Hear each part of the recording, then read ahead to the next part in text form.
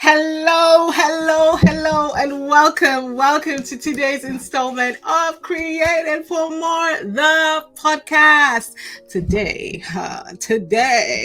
I have a sweet guest with a sweet conversation for you. I'm going to tease you a little bit with her bio, and then before you hear her voice, I will tease you. You have to work for it. Okay, so I've got Bodam Taiwo, right? She's a marketing expert, an etiquette and lifestyle coach, and an author. And she's an amazing visionary. She's currently serving as the Premium Spirits Trade Marketing Manager at the Nigerian Bottling Company.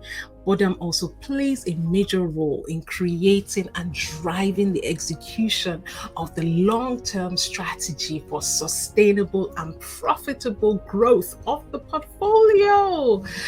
She is all-round amazing. And in 2021, she was named one of the top 100 most inspiring women, not in Nigeria, in Africa by Leading Ladies Africa, and was honored as one of the 12 extraordinary visionary women of African descent in the Future Forward Female Folio. She's the founder of the Refined Lady Movement, which is designed to help ladies, particularly ladies of African descent, become the most refined and the most elegant version of themselves.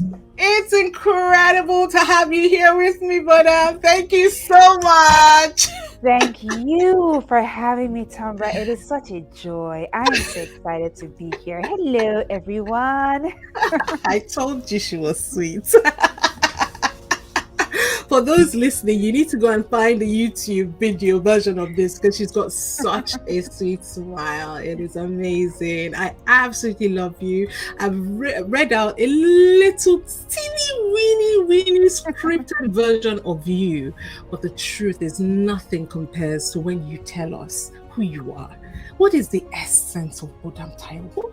Who are you? What is inside? Oh my goodness. Something.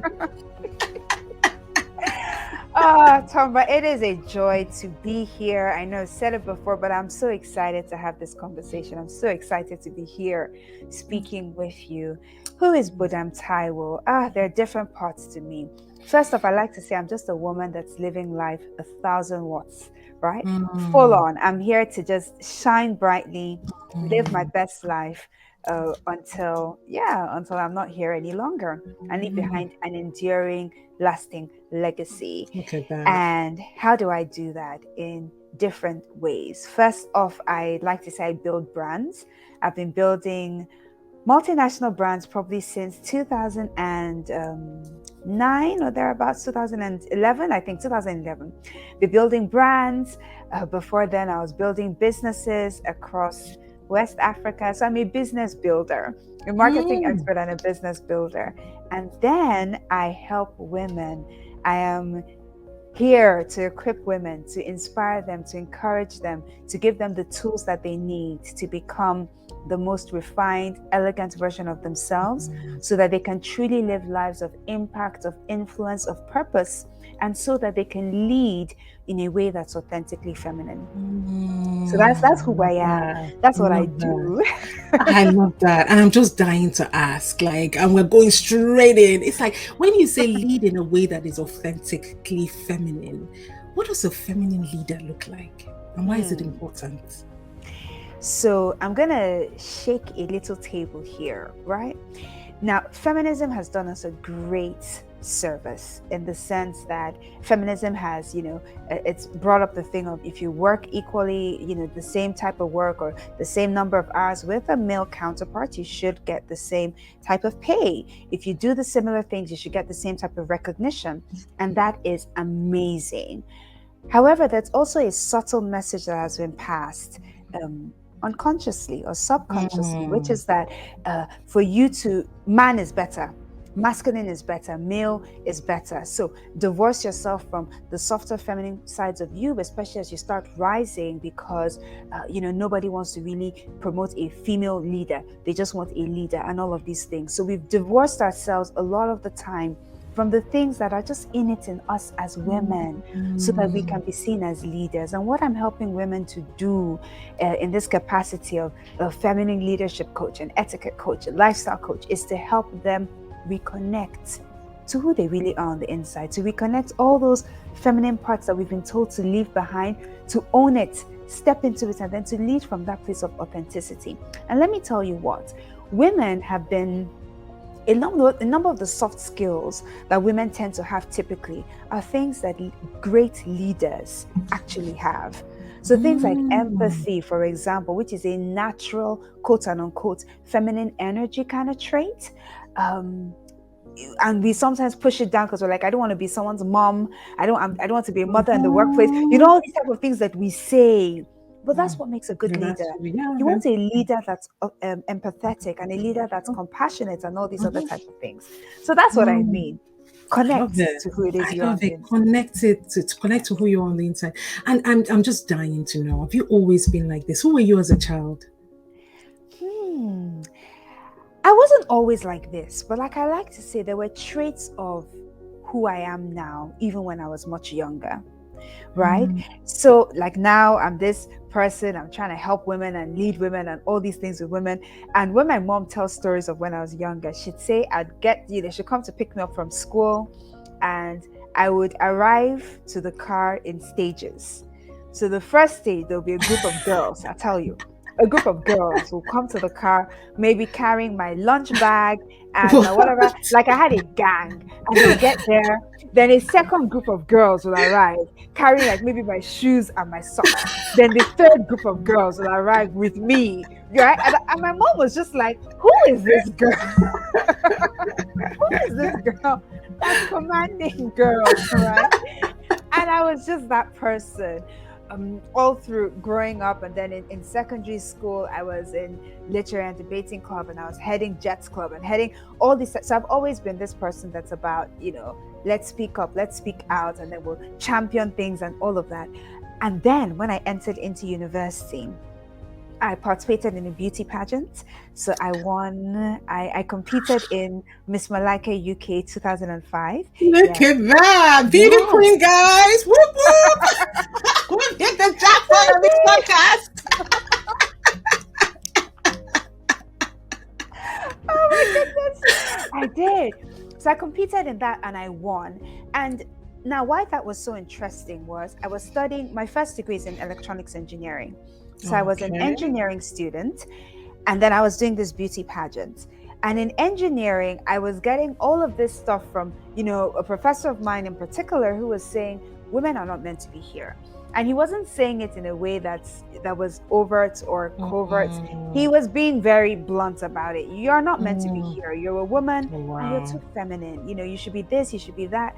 And that's what really got me on that journey. So I'm saying this story to say I wasn't always this conscious about leaning into. I was a girly girl, yeah, but what did that mean? I just liked pretty things, But it was when as I grew older, I started realizing there are energies that we tap into. There are parts of me that I subconsciously, try to put down in certain circles so I could be taken more seriously, because that's what I was told needed to be done to be taken seriously, right? Until I gained liberation. Until I gained liberation. Like there's so many ways. My mind is going like, like which track do I want to take this conversation? Oh my God. Okay, I want to start. Let's start with just even the choice to do engineering. Like, how did that come about? Because as you said, there's a bias. It's not unconscious. It's actually conscious. People feel like women are not typical contenders for engineering. Like, what was that? Was that a wrestle for you in yourself, or did you feel like that was a natural progression at the time? So you see, I'm quite blessed in the sense that even though I'm African and I grew up on the continent of Africa. I grew up in Nigeria. My parents, my dad in particular, is extremely progressive. So daddy forgot to tell me that there were some things. he didn't give me that memo. He forgot to hand me that post-it note to say, baby girl, there's some things that you cannot do as a woman. He forgot to let me know. So when I was trying to figure out, what do I want to study? And initially I had this dream I was going to be a doctor. That was my dream. I was like, not even a doctor, I wanted to be a surgeon. I just loved the idea of cutting people up and getting it. I just loved it. I was like, I'm going to, my mom was like, you're too rough to be a surgeon. I'm like, that's your business. I'm going to be a surgeon. And then I got into senior secondary school one, and I had a chemistry teacher who made me hate everything about chemistry. And with that died my dream of medicine. But I was a science student, and I loved physics, and I loved math, loved it, right? And I started thinking, what else can I study that, would hone to my strengths, right? And my dad was like, engineering is great, you need to. And he'll bring all these pamphlets, and he'll go on the website, and he'll on the internet, and he'll download all of the universities, download their prospectuses, and I'll underline the engineering things, and he'll order. Then the post service was so easy. He would order the hard copies, and they'll come, and he would underline the engineering and leave it open for me and be like, all these engineering things. And I was like, okay, engineering, cool. But now, what type of engineering should I do? I was like, mechanical sounds so much like mechanic. I don't want to, literally, let me know. That's funny. How my head was. I was like, mechanical, no. Electrical sounded like electrician, no. What am I? So it's like, okay, electronics, and the way my electrical, not. But you went for electronics. I went for electronics, what's the big difference, right? And then the way my university made the electronics sound, in the prospectus, it's like a higher kind of engineering. You're doing design work. I was like, okay, this seems interesting. Let's go. And that's how I made the decision. And I went on. God. Oh my God, that is just so cool. I'm actually an engineer as well. So yeah. In a former life. I studied petroleum engineering. Oh, okay. Interesting. Yeah, very, very interesting. But that is just so far. But I think that's a great segue to just this whole concept of reinvention. I think at some point you talked about just giving yourself that expression, allowing yourself. I'm not sure how you put it, how you put it, but I want you to talk to us about just this, allowing yourself to change over time. I mean, because some people listening to this, perhaps I have some people listen who, maybe feel a little bit boxed in. I've studied this and that is who I am, and they don't give themselves permission to go through, the full expression, the full spectrum of expression that is available for them, in life through God. So I was speaking to a group of people earlier on today, and I told them, I said, the one thing you can do, the one thing every human being can do is change. It's so beautiful, but we're almost created to evolve. I don't know how else to explain it. We're not created. I don't believe we're created that the way we were from January is the way we should end the year in December. No. Honestly, the way you were in January shouldn't even be the way you are by the time June or July rolls round. Look at that. Who are you becoming? And I think this is such a critical question, because that's why a lot of us are living these lives where we seemingly have everything, but we're unfulfilled on the inside. So some of us were like waiting to exhale. That's what it is. We're waiting to exhale. We're like, okay, I have this great job. I'm a director, or I'm a senior leader, or I'm a manager, or I'm a CEO. I'm making potloads of money. I'm traveling every other, every quarter on vacation or whatever, because there are people that live this kind of lives. Everything is great. Your wardrobe is beautiful. You have all the designer things. You get your nails done. Everything is great. Everything is great. But just those few moments before you go to bed at night, or the few moments when you wake up in the morning, if you've ever asked yourself, is this all there is? Is this Mm. it? Or if there's been a silent discontent on the inside of you that you're even afraid to say, I'm not 100% content with my life, because people will look at you as if, what more I'm do you grateful. want? Yeah. Right? Be grateful. If you've ever felt that way, then that's your inner being giving you a sign that it's time for you to evolve, and it's time for you to Mm. step into the new version of yourself. There's only so much this person can take you to. There's a time that you need to evolve. There's a time that you even need to recognize that the desires you had 5 years ago are no longer the desires you have now, and it's Mm. okay. But you, before you Mm. can even start asking for what you need, and if you're married, and I don't know if you want to go there, but if you're married and you're in those kind of relationships, I Mm. was telling them, I said, you need to learn to ask for what you need as you evolve in each different stage. You want to be Mm. loved differently sometimes. You Tell want to me be, about it. yeah, you want to be, treated differently. You want to be spoken to differently sometimes. Your conversation has changed, your vision has changed, and you want your partner or your spouse to come on that new journey with you. You have to communicate it. You can't just be like, oh, I was the girl you fell in love with 10 years ago. That's not you. And if that's you, that shouldn't be you. There should be something Mm. different about you. And that's why some spouses actually get bored with their spouses, because they're like, we've Mm. just been in this thing, and I I'm just doing know the everything there same. is about I, you. You yeah. can't know everything there is about me, because there should always be something that I'm becoming and evolving into. And I think it's just for us to realize what that tipping point is and then lean in. And that's when the magic Mm. starts happening.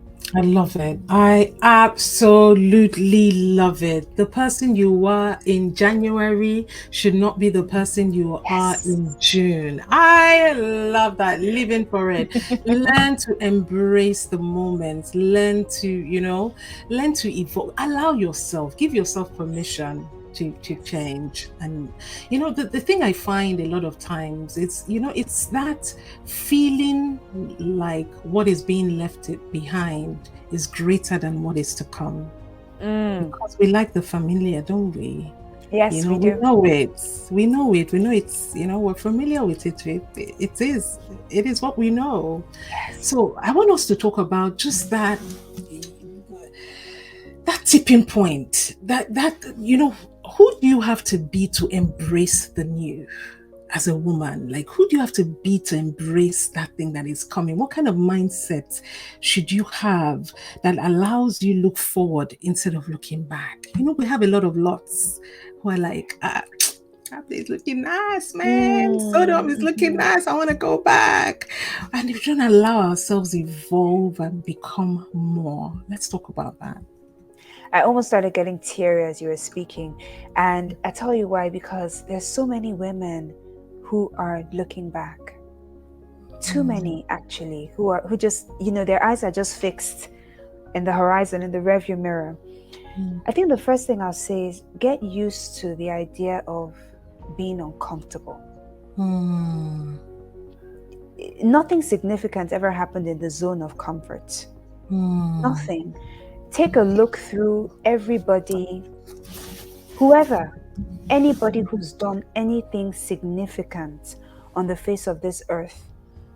There was a moment that they had to lean into what was uncomfortable and what was unknown, and sometimes what caused other people to vilify them.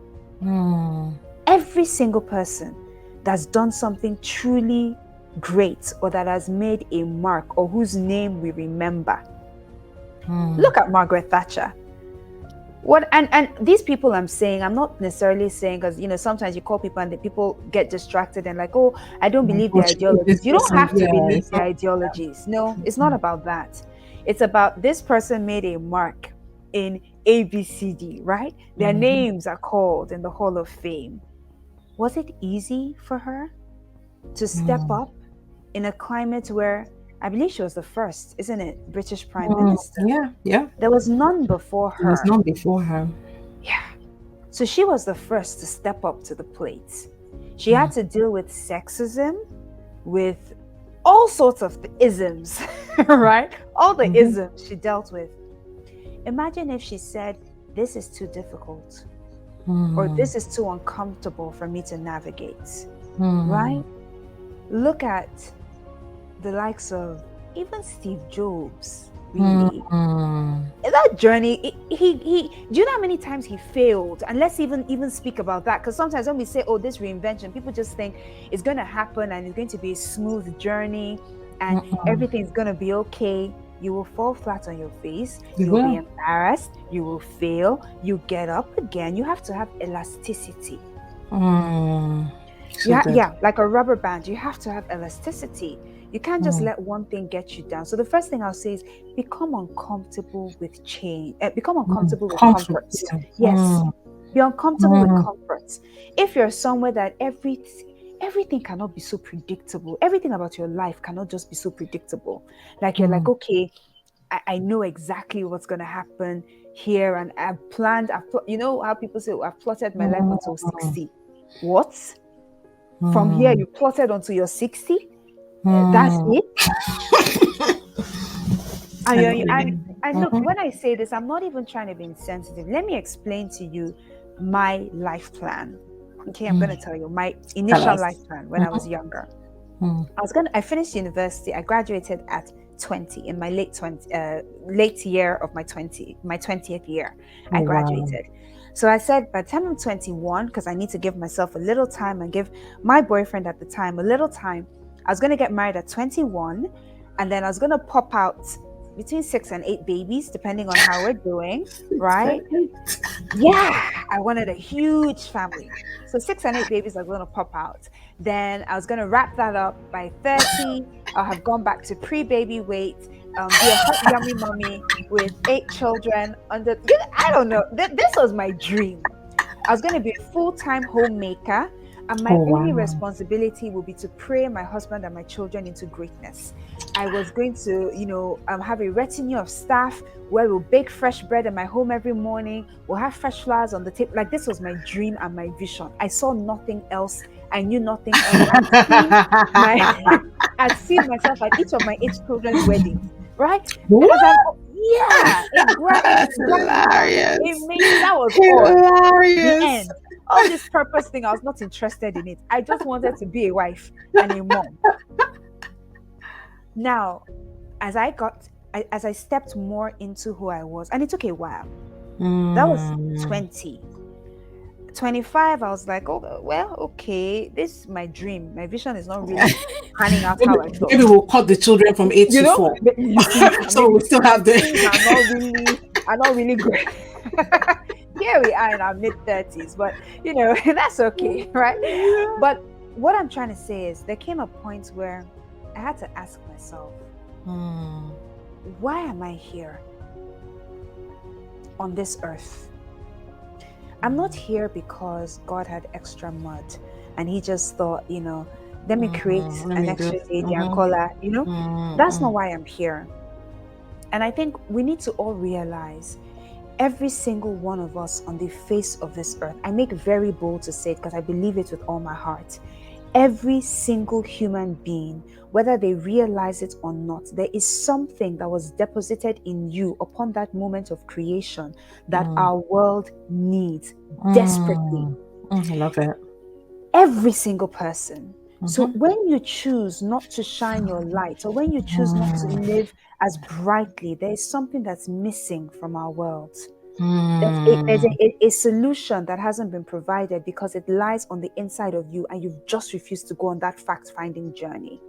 So I got up one day and I said, everything is great. I had this social life that was amazing.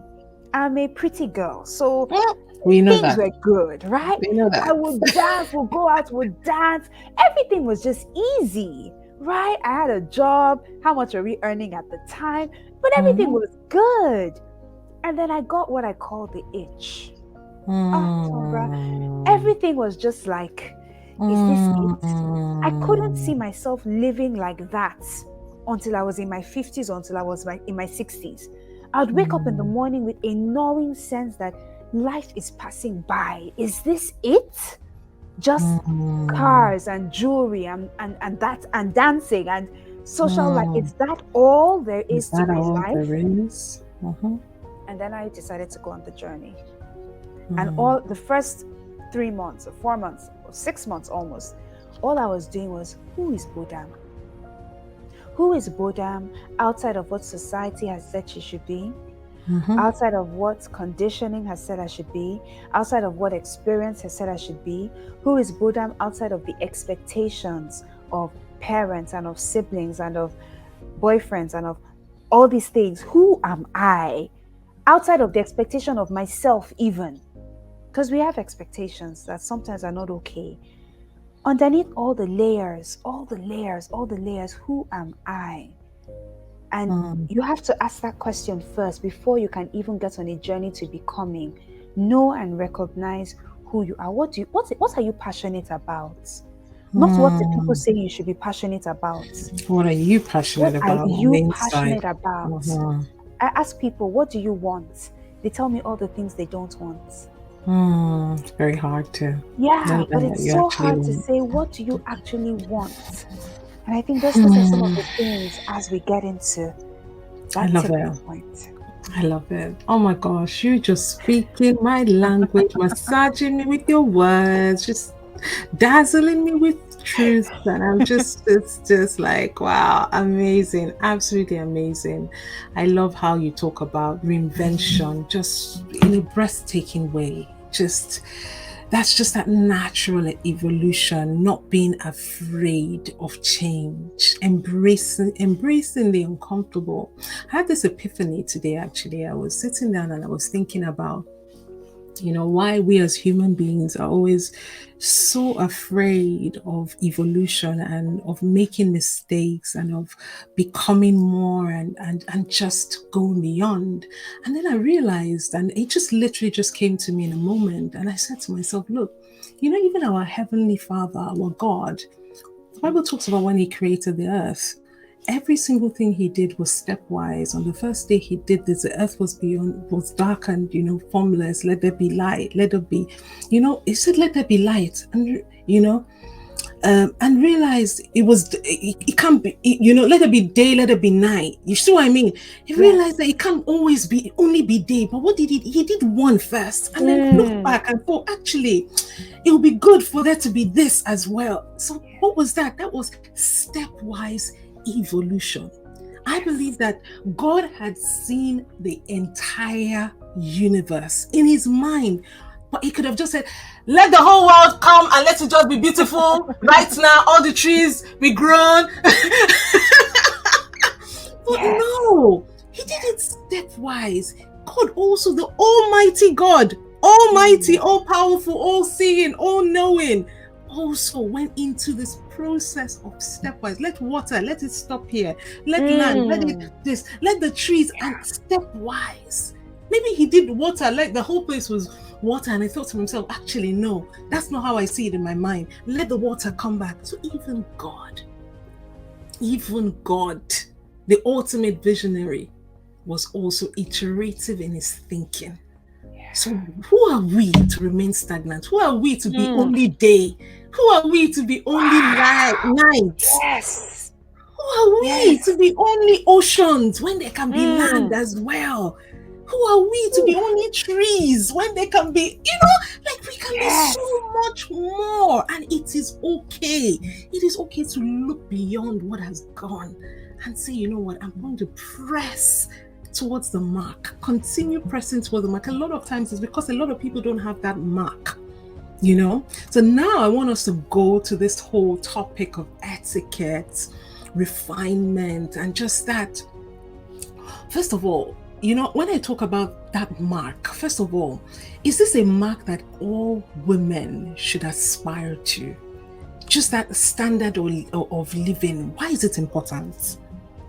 So, every time when people think about elegance or think about refinement or think about etiquette, they think it's just about your manners or how to dress or how Mm. to hold the right fork or the right spoon and, how to just really be hoity toity, right?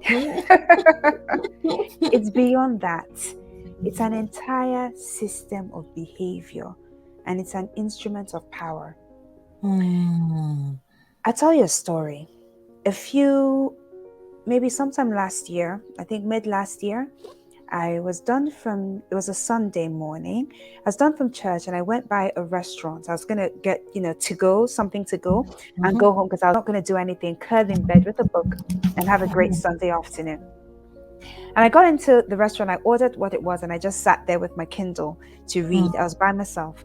And an older gentleman, probably late 60s, early 70s, walks into the restaurant. I believe he was the father of the owner of the restaurant. So he goes, everybody's greeting him. And I was the only other person in the place at that time of the morning. So he comes up to me and it's like, can I join you? I'm like, of course, sir, go ahead. So he sat down, he introduced himself. I introduced myself, said, what do you do? So I said, I laughed. I said, I do a number of things. He said, tell me, like what? I said, I build brands. I spoke about that. He said, okay, what else? I said, what else? I said, I help women to connect with who they authentically are on the inside, to connect with their feminine energy and to lead in this way that's authentically feminine. And he keeps quiet for about a minute and he looks and he's like, you're such a dangerous woman. Wow. And I'm like, explain, sir. And he goes on to tell me, he says, listen, for the longest time, we've kept women where we want them. I'm quoting him almost verbatim. It gave me goosebumps that day. He said, we've kept women where we want them by drawing them onto a battlefield that was created by us. We knew they would not thrive there. But if you're teaching women to go back to who it is they are, he said, do you know what would happen if women tap into their energy? He said, I'm afraid of you. Wow, do you know, every time I sit and remember that conversation, that's such an insightful perspective. I was like, my goodness, this is what it is. If women just realize that the battle we're fighting on the battlefield that does not favor us, draw the battle onto grounds that you're well versed in understanding. Why is it? And this just is going to sound off color, but it's okay. I'm going to say this. I'm going to say this. Please say it. The most powerful women in history, the most notoriously powerful women in history are usually women who come off with a certain type of feminine energy, isn't it? You have women who were able to make men do almost anything they wanted to do, and it was not with the type of brute power that we show today. So true. What was so? It was by them leaning into their natural feminine energy that all of us have. That is so true. Thinking about Adam and Eve here. Yeah. She didn't say, Adam, she didn't say, I will fight you to eat this. They just said she gave him the apple and he ate it. I can't even begin to imagine her.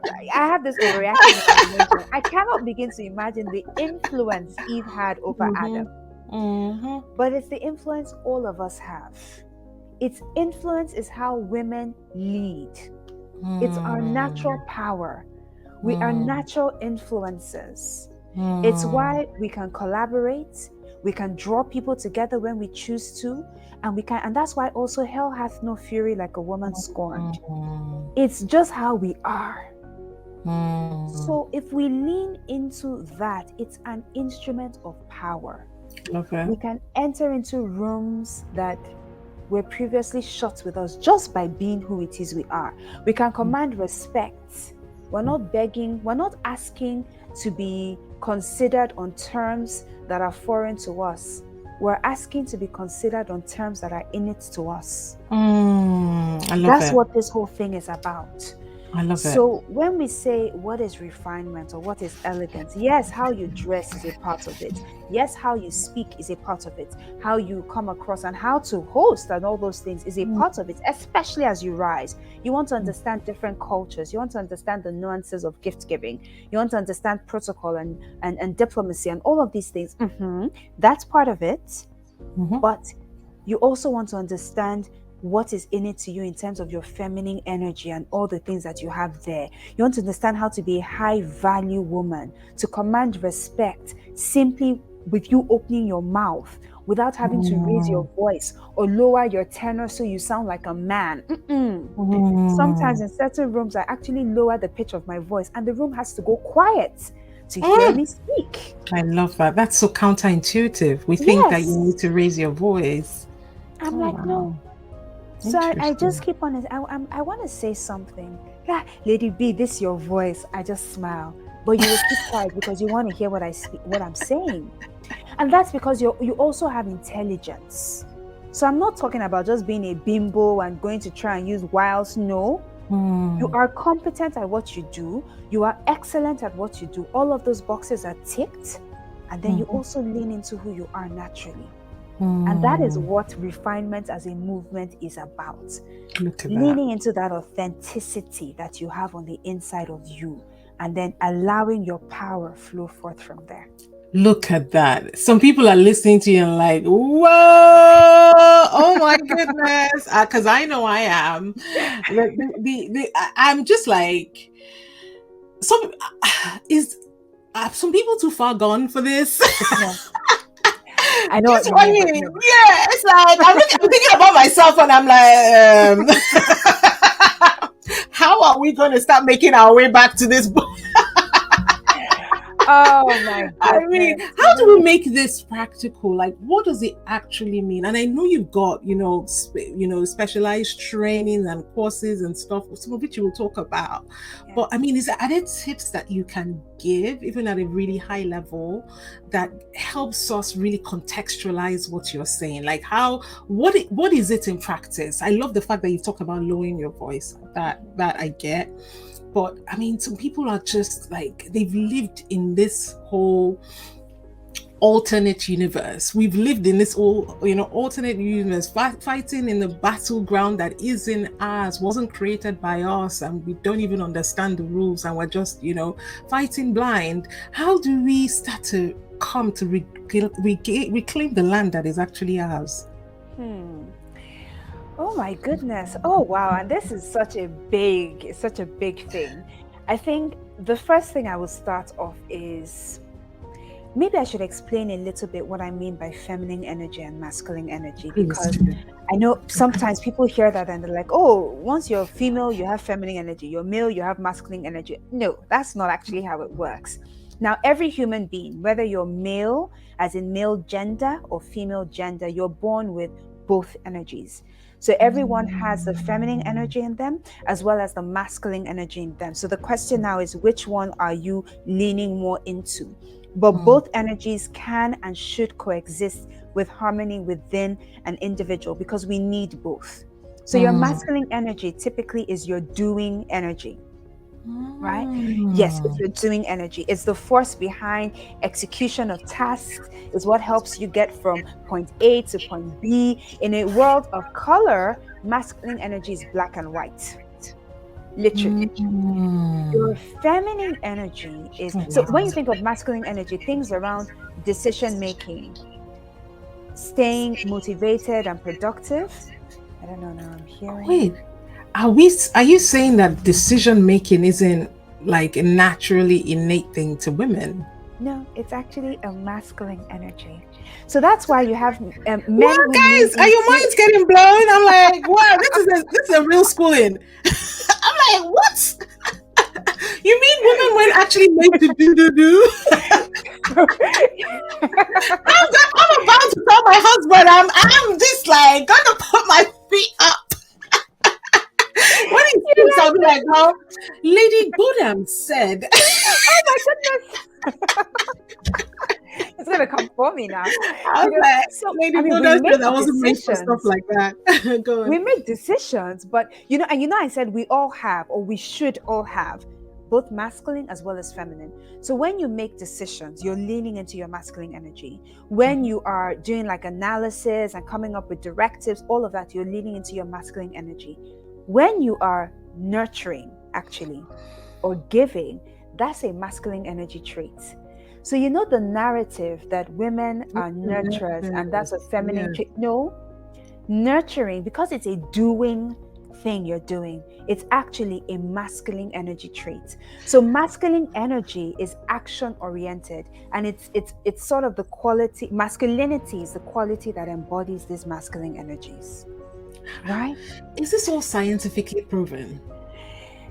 Behavioral science, yes. Okay. And there have been a lot of studies, to be honest, around masculine energy and feminine energy. If you go, if you go online, for example, and you do a study, it brings up so many things with a lot of theory about it, and and all of these things. And they're like overt masculine energy. So if you have overt masculine energy, you'll be overly competitive.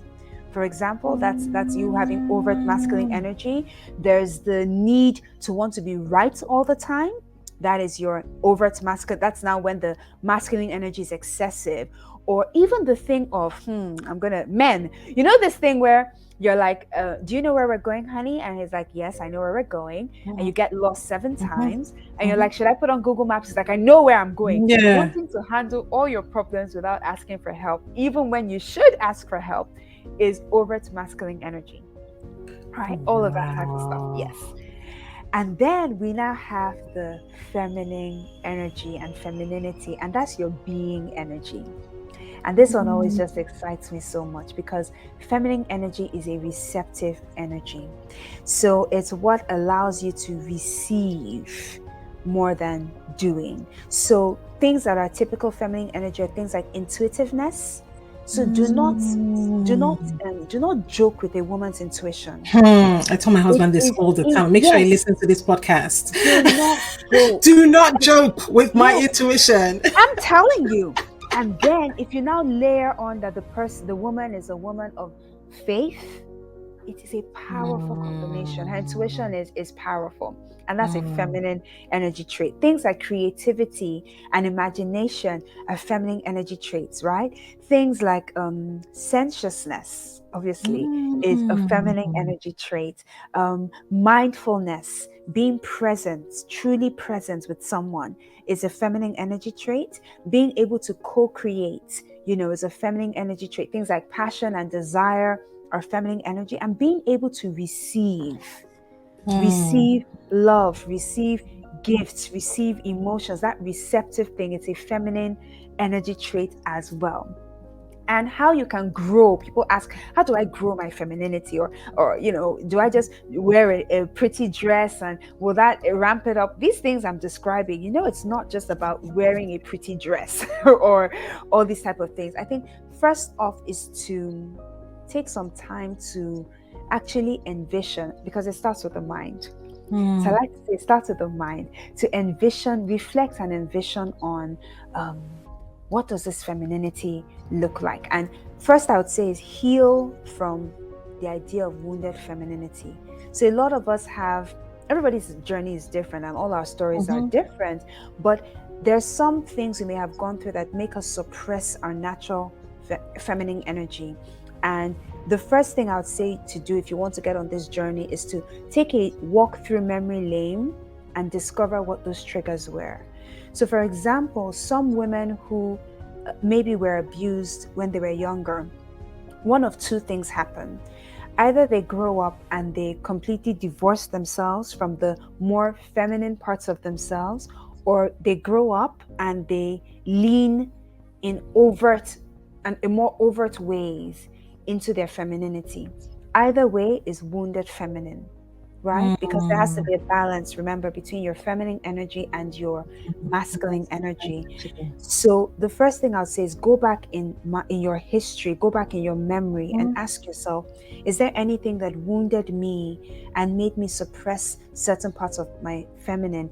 Then look at the women in your family and ask yourself, typically the women in your family, have they taken up masculine roles? So in some families, women of different generations are always the ones that are the breadwinners and the providers, right? You may not realize it, but there's a subconscious thing that has been planted in your mind that just makes it, you okay to step into that role very easily, right? Either because husbands and fathers were absent, or because husbands and fathers did not play their part. Then examine the relationship between your own father and mother. Does your mom take on masculine roles? How do they relate? Is she okay with receiving love? Does her husband give her that kind of love and all of that? Then look at, things like your religious beliefs. What do you actually believe about womanhood? Is it, and some religious sects now, or religious bodies, so very, speak down on women are meant to be seen and not heard, and women are there to serve men and all these type of things. Ask yourself that some of these religious mindsets that you may have, religious beliefs they have, do they make the idea of being a woman sort of shameful or sinful? Or all of these things are, it's first a mind journey. Before I can begin to tell you tips to do, we have to do that mind journey to find out, okay, what are the things on the inside? And then I normally say, write a letter to the little girl to whom all these things happened.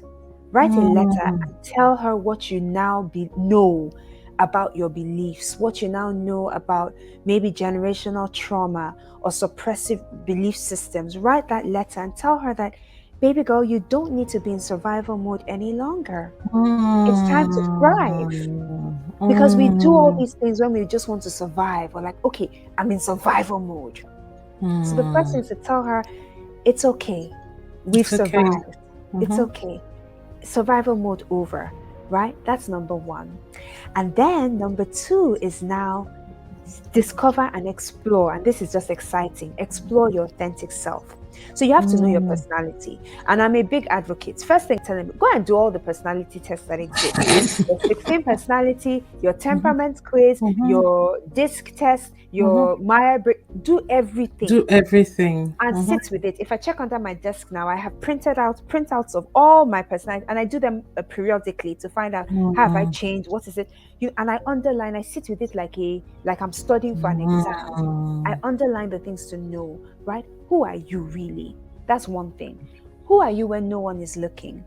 We all have personalities that when we think we're in our room, we just, act and we're just one way. And then when we go out, we put on this mask. Who are you when no one is looking? And you make a note of all these things. You actually write it down, right? What do you stand for? What makes you different from everybody else? Okay, you write that down as well.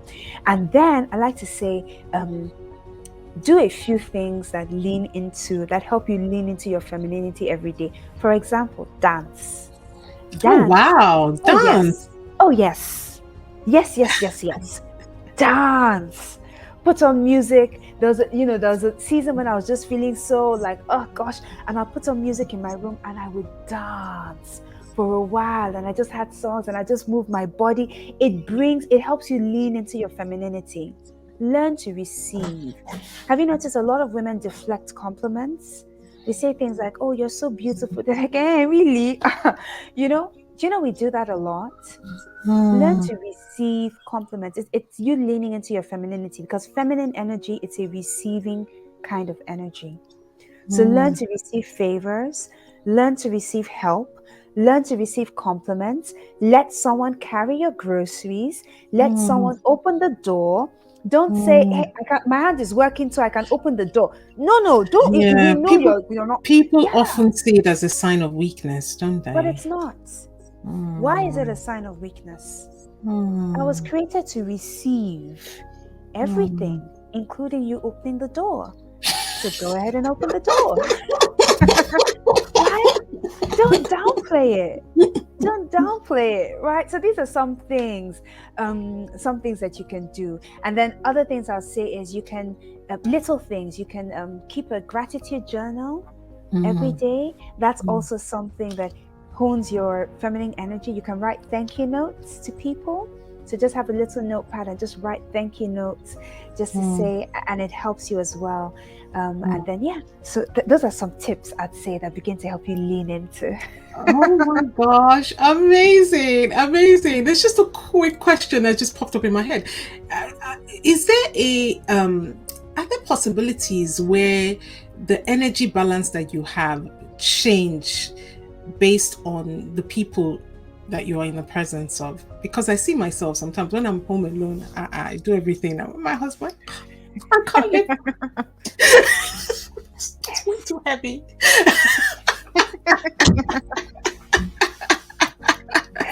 Yes. And I was having this exact conversation with some ladies I was coaching, and I said the dynamics between our spouses and the dynamics when you're a leader at work changes. Now, when you're a Mm, leader at work, sometimes there's a tendency that you probably need to lean into your masculine energy more, and that's okay, because you might need to be making more decisions, right? You might need to be analyzing information, all of these type of things, and it's okay for you to lean into that part of your masculine energy so that you can get certain things done. Okay. um but you have to also learn when to transition. So a number of women, and this is prevalent with women who are leaders in their organizations or leaders in their businesses or in ministry or wherever, you get home and you take that same energy, and you begin mm, to use that energy in your relationship with your spouses. Then after a mm. while you're like, but he doesn't do anything, but he doesn't step up to the plate. Oh, that's Because there such a can good only be one. one man in a relationship, there can only be one person that is That is such a good bringing that type point. of energy. So you need to know, and an easy way is to have a transition space. And I say this to Mm, leading women all the time: have a space that you transition. Some women, it's your car. Your car is your transition space. So when you get back, you drive into your driveway, or if you're taking the bus, you get back into your driveway, take a few moments in your driveway or in the ride on the way home to transition mentally. And you can have your mm, transition statements, right? I'm on my way home now. And you can breathe out, and as you're breathing out the need to lead, and breathing out the desire to make decisive decisions, and breathing out. You just breathe out all of that stuff, and then you begin to breathe in who you want to be, or who it is you're going to be now as you're going home to be a wife and a mom or a partner, or whoever it is that you are. But have those transition spaces. I think it helps. this has been so insightful, like revelatory. Like, I didn't even know there was so much to this. But it's one thing, it's like the more you say, the more it actually makes sense because I can see it, practically as you explain it. So thank you so much for sharing so much. I My know there will be pleasure. people listening to this that are thinking, oh my goodness, I need to hear more. I need to know more. Who is this woman and where can I find her? So you can find me. I'm on Instagram. I'm on Instagram as Bodam Taiwo and as at the Refined Lady. So you can Mhm, find me on both Bodam Taiwo and at the Refined Lady. I'm also having at the end of April, on the mhm, 27th to the 29th of April, I am hosting the Refined Lady Summit. oh, And it is wow. 3 days of these types of conversations. We're going to be speaking about the refined lady's communication, the refined lady in love, the refined lady's ambitions, the elegance as power, Mm. and all of these things. I think we have 6 amazing speakers, and it just cuts across 3 days, and it's going to be so fantastic. So if you go to the Refined Ladies bio or Bodam Taiwo's bio, link on Instagram, the link is in the bio on Instagram. You can just click Mhm. sign up, and all of that. There is also the Refined Ladies School that I do, which is a whole signature course that runs for about 12 weeks. And Mhm. that just really takes us deeper into the essence of femininity. And we now learn practical things as well, such as the art of conversation and the art of femininity, and how to be a great host as well as a great guest, and all these other little details. But it starts with the module called Woman, Know Thyself, which is delving into all the things I said about you uncovering who it is you really are. So Look at come find that. me. Look at that. You do know yourself indeed because you were born for this. Like you speaking about it is so natural. It just everything is just coming out of you. It's just emanating. It's just like, yes, this is exactly. I mean, that spot where, doing exactly what I was created to do. And Thank it's you. such an honor to have you. You are a Thank Morite. I knight you, Morite of Created for More Land. Oh my goodness. It's been such a you. pleasure, such a joy having you here. And I have no doubt that my people are going to find you and just be blessed for it. Thank you so much for coming on the show today. It Pleasure. was My an pleasure. absolute joy to have you. God bless you. And I look forward to seeing you around. Mwah. Yes. Thank you so much. Thank you so much. So great to be here. No, I think you're welcome.